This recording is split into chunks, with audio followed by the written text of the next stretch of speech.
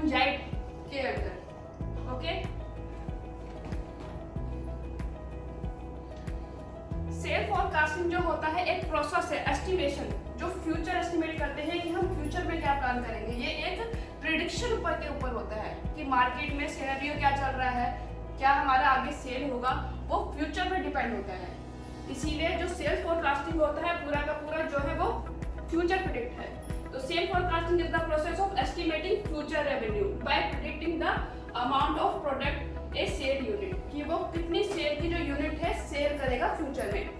वो can be individual भी हो सकती है सेल पर्सन की, एक सेल्स टीम भी हो सकती है और एक कंपनी भी हो सकती है। Will be sell in the next week, month, quarter. जो सेल्स फोरकास्टिंग होती है वो शॉर्ट टर्म भी प्लान की जाती है, लॉन्ग टर्म भी और मिडल भी। शॉर्ट टर्म में जो होता है कि नेक्स्ट वीक क्या मेरी रिक्वायरमेंट है, पूरे मंथ मेरी क्या रिक्वायरमेंट है, वो शॉर्ट टर्म में दी जाती है। मिडल में जो होता है हम 3 मंथ की रिक्वायरमेंट देते हैं, जैसे कि हम रोलिंग सेल्स प्लान कंसीडर करते हैं किसी भी प्रोडक्ट का 3 मंथ का। और लॉन्ग टर्म में जो हम सेल फोरकास्टिंग की प्लानिंग करते हैं वो पूरा होल ईयर कि हमारा पूरा बजट प्लान क्या होगा, तो उसमें हमारी पूरी लॉन्ग टर्म की प्लानिंग होती है। तो एलिमेंट्स ऑफ गुड फोरकास्ट का क्या मीनिंग होता है, टाइमली। हमारे पास जो मार्केट से जो रिक्वायरमेंट आए वो टाइमली आ जाए। अगर वो टाइमली हमारे पास आ जाएगी तो हम उसी के अकॉर्डिंग एक्ट करेंगे। जो भी हमारा प्रोसेस है सारी चीज वहीं से स्टार्ट होता है। नेक्स्ट होता है एक्यूरेट। जो भी सेल फोरकास्टिंग आती है वो हमारी एक्यूरेट होनी चाहिए। मैक्सिमम से मैक्सिमम अगर वेरिएशन होगा तो 5 to 10%, इससे ज़्यादा नहीं होगा। रिलायबल होनी चाहिए, मीनिंगफुल होनी चाहिए, रिटर्न में होनी चाहिए कि रिटर्न में ये मटेरियल हमारे पास रिटर्न में आना चाहिए कि हमारे पास जो रिक्वायरमेंट है हमारे पास रिटर्न में है। और इजी टू यूज, जो हमारा फॉर्मेट है सेल फोरकास्टिंग का सभी मार्केटिंग टीम का सेम होना चाहिए। फॉर्मेट जो होता है वो ताकि उस आगे के लिए सब जो कंसोलिडेट करे वो हमारे लिए भी आगे इजी हो। सेल फोरकास्टिंग के बेनिफिट्स क्या क्या है, बेटर कंट्रोल ऑफ इन्वेंट्री। सबसे फर्स्ट स्टेप है, अगर हमारे पास सेल फोरकास्टिंग बिल्कुल एक्यूरेट आएगी, टाइमली आएगी, तो हम इन्वेंट्री कंट्रोल कर पाएंगे, अपनी स्टाफिंग कर पाएंगे कि हमें कितना स्टाफ रखना है उस इन्वेंट्री को बनाने के लिए। जो भी प्रोडक्शन से रिलेटेड जो भी क्वारी होगी उससे हम स्टार्टिंग करेंगे। कस्टमर की इंफॉर्मेशन मिल जाएगी कि उस एरिया में कस्टमर की डिमांड क्या है। दूसरा होगा यूज फॉर पीपल, की आज के टाइम में जो सीजन चल रहा है जो भी यूज क्या है उस प्रोडक्ट का।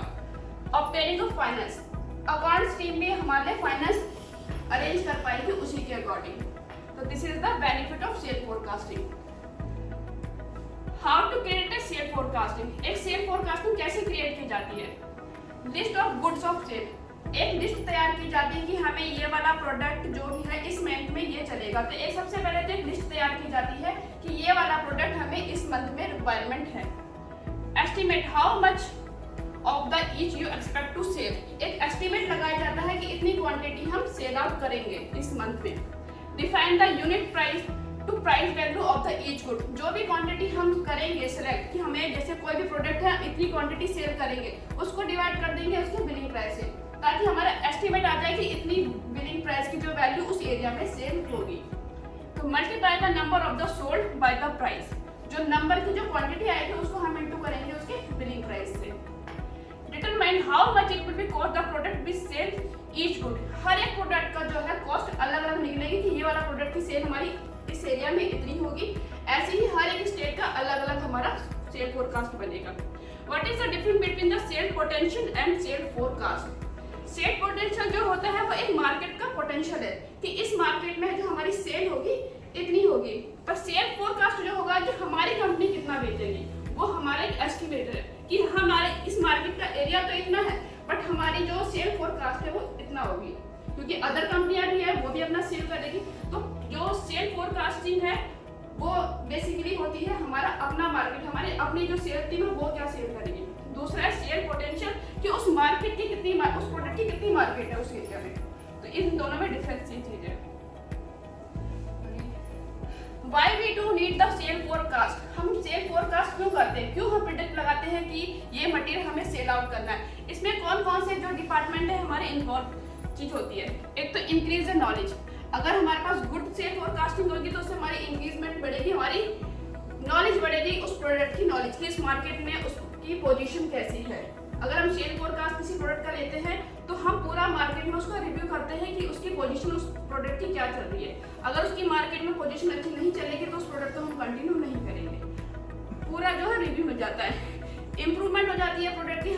दोबारा से रिव्यू मिल जाता है, हम प्रोडक्ट की इंप्रूवमेंट कर सकते हैं कि हाँ इस प्रोडक्ट में हमें ये चेंजेस करना है, कि इस बॉटल कोई भी पैकिंग मटेरियल चेंज करना हो, सब चीज के अगेंस्ट में हमें सेल फोरकास्टिंग में हमें ये मिलता है। मैनेज ए प्रोडक्ट, हम किसी भी प्रोडक्ट को मैनेज कर सकते हैं। दूसरा है इन्फॉर्मेड डिसीजन, हम कोई भी डिसीजन में पहुंच सकते हैं अगर हमारे पास एक गुड सेल फोरकास्ट आएगी तो। डेवलप, हम कोई भी प्रोडक्ट नया डेवलप कर सकते हैं अगर कोई भी हम सेल फोरकास्टिंग देते हैं। कोई सेल्स मार्केटिंग टीम है, कोई प्रोडक्ट हमारे पास लेके आता है कि मैम ये वाला मार्केट प्रोडक्ट में अच्छा चल रहा है, तो हम डेवलप करने के लिए पूरे ऑल ओवर इंडिया से उसकी डिमांड क्रिएट करते हैं कि ये प्रोडक्ट आपके एरिया में कितना कितना लगता है, तो उससे हमें किसी भी नए प्रोडक्ट को डेवलप करने में आसानी रहती है। नेक्स्ट है इंपॉर्टेंस ऑफ सेल फोरकास्टिंग। एक सेल फोरकास्टिंग किसी भी कंपनी के लिए जरूरी क्यों है और वो कौन कौन से डिपार्टमेंट को इफेक्ट करती है। सबसे पहले इफेक्ट करती है प्रोडक्शन।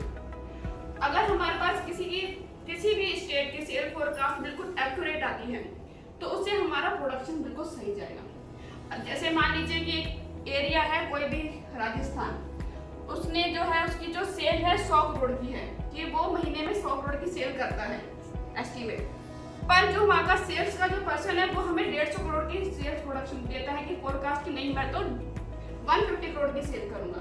तो सीधा की सीधा उसने सेल फोरकास्ट अपना गलत प्लान किया, उसके एक गलत प्लानिंग से हमारा प्रोडक्शन प्लान गलत जाएगा। दूसरा हमारी परचेजिंग गलत होगी, आरएम गलत परचेज होगा, पीएम गलत परचेज होगा, सारी चीजें हमारी गलत परचेज होगी क्योंकि उसने 50 करोड़ का एक्सेस प्रोडक्शन प्लान दे दिया। दूसरा हमारा ह्यूमन रिसोर्स भी इफेक्ट होगा, क्योंकि जैसे ही हम फैक्ट्री में प्रोडक्शन प्लान देंगे, हमने देना था 100 करोड़ का पर हमने दे दिया 150 करोड़ का, उसी के हिसाब से लेबर अरेंज होगी, सारी चीजें अरेंज होगी, डे नाइट इफेक्ट होगा, सारे लेबर्स की जो 8 घंटे की जो चलनी थी वो हम डबल चलाएंगे, डे और नाइट चलाएंगे क्योंकि प्रोडक्शन प्लान ज्यादा आया, तो उसी हिसाब से पूरा ह्यूमन रिसोर्सेज भी इफेक्ट होगा। दूसरा इफेक्ट होगा हमारा फाइनेंस। हम जब परचेज करेंगे तो हमारी जो रिक्वायरमेंट जाएगी, जो हमारा जनरेट होगी रिक्वायरमेंट, वो सीधा सीधा फाइनेंस को इफेक्ट होता ही है। फाइनेंस तो हर चीज से इफेक्ट होता है क्योंकि सारा जो फंडिंग होता है वो सब फाइनेंस से ही होता है। तो ह्यूमन रिसोर्स भी फाइनेंस को डालेगा कि मेरे पास आज 10 लेबर, कल मुझे 100 लेबर चाहिए क्योंकि मेरे पास बजट प्लान ज्यादा है। प्रोडक्शन वाले भी फाइनेंस में जाएंगे कि भैया हमें आरएम और पीएम ज्यादा खरीदना क्योंकि हमारे पास प्रोडक्शन प्लान ज्यादा आया है। दूसरा है research and development. Sale forecasting में रिसर्च एंड डेवलपमेंट भी हमारा पता चल जाता है कि कोई भी नया प्रोडक्ट हमारा मार्केट में कैसा परफॉर्म कर रहा है, अगर सेल फोरकास्टिंग की प्रिडिक्शन के ऊपर हमारा सारा बेस होता है। दूसरा है मार्केटिंग। मार्केटिंग में भी हमारा सेम प्रोसेस है कि सेल फोरकास्टिंग गुड होगा तो हमारी मार्केटिंग, उस प्रोडक्ट की मार्केटिंग कैसी है, वो पूरा ऑल ओवर कैसे परफॉर्म करेगा, फ्यूचर प्रोडक्शन है। तो ये सारी डिपार्टमेंट हमारा एक सेल फोरकास्ट से इफेक्ट है। 1 2 3 4 5 6 डिपार्टमेंट हमारे इससे पूरे इफेक्टेड है। केवल एक सेल फोरकास्टिंग अगर वो एक्यूरेट नहीं भेजेंगे तो सारे डिपार्टमेंट में इसकी इफेक्ट पड़ता है। नेक्स्ट है सप्लाई चेन मटेरियल फ्लो। अभी तक हमने पढ़ा कि सेल फोरकास्टिंग क्या है। सेल फोरकास्टिंग का मतलब है कौन कौन से डिपार्टमेंट से इफेक्ट हो रहे हैं, उसका रीजन क्या है। अब हम पढ़ेंगे मटेरियल फ्लो की सप्लाई चेन डिपार्टमेंट जब उनके पास सेल फोरकास्टिंग आता है तो वो कैसे मूवमेंट करता है, वो कहाँ से स्टार्ट करता है, इनिशियल सप्लाई से लेके अल्टीमेट कस्टमर जहाँ से हमारे पास डिमांड रेज हुई है। ये पूरा फ्लो होता है जो कि सप्लाई चेन इसमें ऐड करता है। Process of sale forecasting and pending index. जब भी हमारे पास सेल फोरकास्टिंग आता है किसी भी स्टेट का, सबसे पहले हम चेक करते हैं कि उसके वेयर हाउस में कितना स्टॉक पड़ा हुआ है। फर्स्ट ऑफ ऑल तो पहले हम क्या करते हैं, we have to collect the data from marketing team and send to mail the all state head submit the sale forecasting for the upcoming. ये मिडल फोरकास्टिंग है, मतलब 3 मंथ की फोरकास्टिंग हम किसी एक स्टेट से ले रहे हैं। तो सबसे पहले तो हम ऑल ओवर इंडिया से पूरा डाटा कलेक्ट करते हैं कि आपका ये 3 महीने में प्रोडक्ट कितना सेल होगा, अप्रैल मई जून। हमने किसी स्टेट से पूरे ऑल ओवर इंडिया से रोलिंग सेल्स प्लान कलेक्ट कर लिया 3 महीने का, अप्रैल मई जून का। हमारे पास एक डाटा आ जाता है कि अप्रैल मंथ में हमारी इतनी सेल होगी।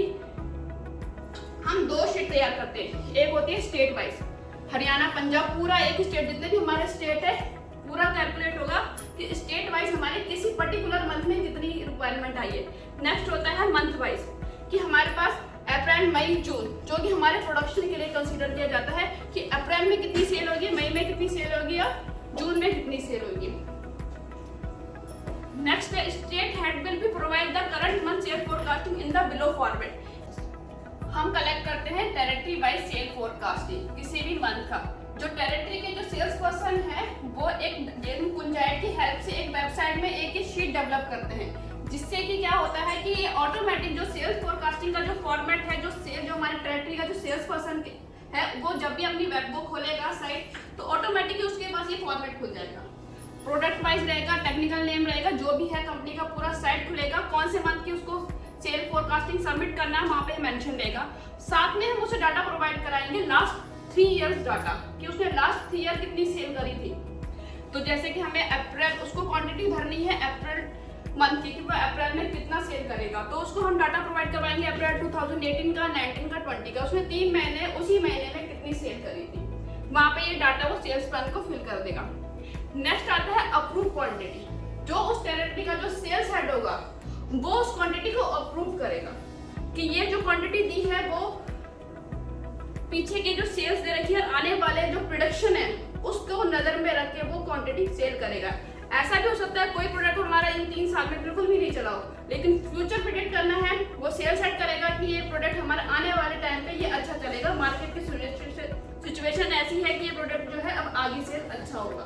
तो दैट मीन्स कि जो क्वांटिटी जो फाइनल अप्रूव करेगा वो वहाँ का सेल सेट करेगा। That sheet will be provided territory wise as well. Yes. For the sales prediction. Yes. Right? Yes. Stock availability in warehouse, जब भी हम इंडेंट की फोरकास्टिंग लेते हैं सबसे पहले हम चेक करते हैं, जब भी हम प्रोडक्शन प्लानिंग करते हैं और उनको पेंडिंग इंडेंट का जो फॉर्मेट देते हैं तो हम चेक किया जाता है before making any indent information about the stock availability in the warehouse is necessary. हम उसके गोडाउन में कितना स्टॉक अवेलेबल है वो नेसेसरी हम चेक करेंगे कि उसके गोडाउन में उस टाइम पर जो उसने प्रोडक्ट की सेल फोरकास्टिंग दी है उसके गोडाउन में उसके अगेंस्ट में कितना मटेरियल अवेलेबल है। उसका स्टॉक जो होगा उसको लेस करने के बाद उसका पेंडिंग इंडेंट शो करेगा कि ये मटेरियल सप्लाई चेन डिपार्टमेंट उसको सप्लाई करेगा उस during the month. After approve current month sales forecasting, mention the opening stock of the current month as per the format given in the below format. Calculate the current month need net requirement and excess stock data report as attached. ये data आपको कुंजाइट में show करेगा website में।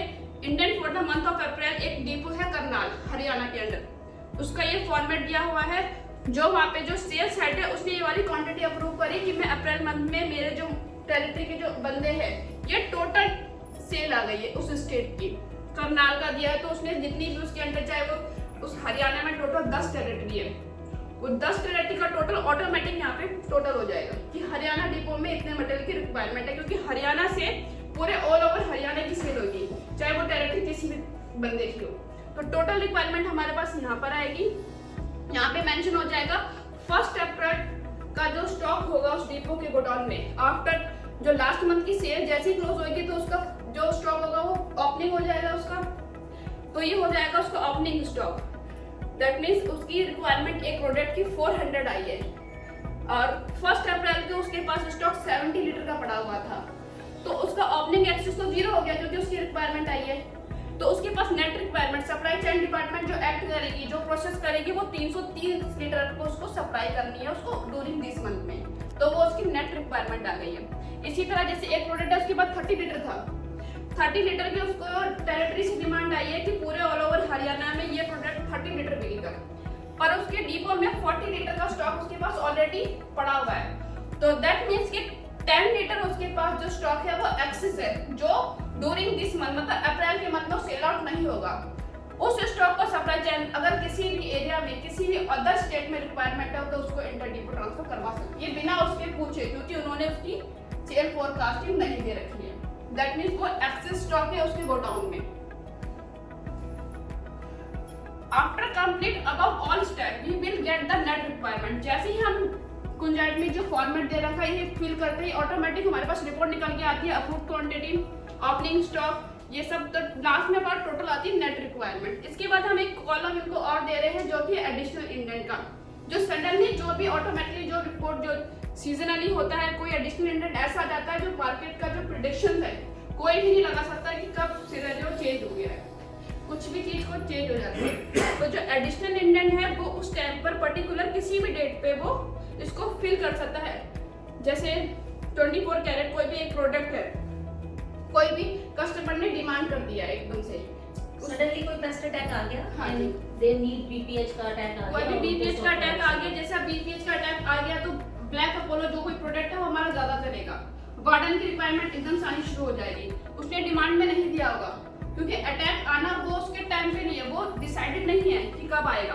तो market में जब demand raise होगी तो sales head automatically sales additional indent का फॉर्मेट में या एडिशनल क्वांटिटी फिल कर देगा कि मेरे पास इस प्रोडक्ट की इंडेंट की रिक्वायरमेंट जनरेट करेगा। यहाँ पे जैसे वो एडिशनल इंडेंट काउंट करेगा वैसे ही हमारे पास टोटल पेंडेंसी उसकी यहाँ पे शो हो जाएगी। उसके बाद जब ये नेट रिक्वायरमेंट हमारे पास शो हो जाती है तो सप्लाई चेन इसी के अकॉर्डिंग एक्ट करना शुरू करता है। जो भी उसकी नेट रिक्वायरमेंट है वो डिस्पैच इससे शुरू कर देता है अपने वेयर हाउस से। हमारा जो भी वेयर हाउस होगा वहां से जो इसकी नेट रिक्वायरमेंट को कंप्लीट किया जाएगा। नेक्स्ट जो ये फॉर्मेट है इससे हम पूरी रिपोर्ट कंसीडर की जाएगी। जो टोटल पेंडेंसी के बाद हम इस पे एक कॉलम और जनरेट किया जाएगा, sales done and closing stock. ये दोनों चीजें ऑटोमेटिकली फिल होते हुए जाएगी। जो जो वो सेल जिस दिन में करेगा वो यहाँ पे क्वांटिटी फिल करते जाएगा। क्लोजिंग स्टॉक हमारे पास यहाँ पे उस डेट का, अगर ये रिपोर्ट हम 4 तारीख को खोलेंगे तो यहाँ पे क्लोजिंग स्टॉक 4 तारीख का आएगा। ऑटोमेटिकली हमारे पास ये पूरा फॉर्मेट जो है जनरेट होगा। इसमें pending indent analyse report show the all the pending indent document along with the item detail and it's quantity. जब भी हम पेंडिंग इंडेंट का जो फॉर्मेट खोलेगा तो हमें सारी चीजें इसमें शो करेगा, जो कि क्वांटिटी वाइज हो, बिलिंग प्राइस हो, कि उस स्टेट की कितना हमारे पास इंडेंट आया है, स्टेट वाइज भी होगा, मंथ वाइज भी होगा। सारा डाटा एक ही चार्ट में हमारे पास सप्लाई चेन पे खुला रहेगा कि इसमें हमें क्या ऐड करना है। उसी के अकॉर्डिंग सप्लाई चेन मूवमेंट करेगा।